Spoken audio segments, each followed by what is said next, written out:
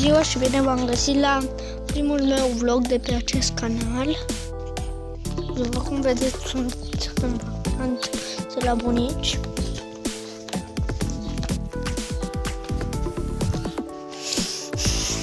Da.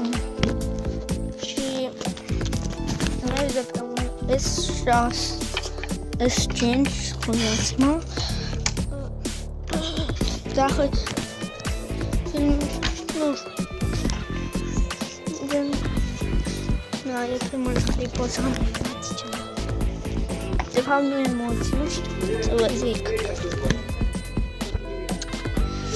În fine, să vă arăt camera unde dorm eu. Cam aici, stați.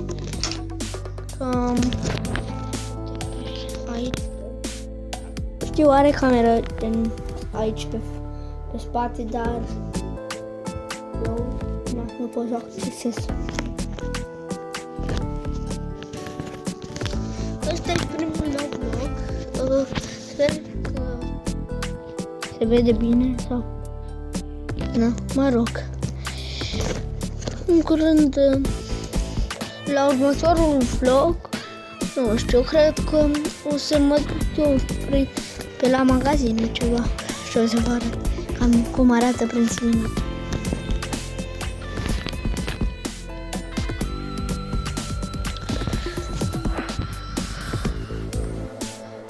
Sunt așa auzit.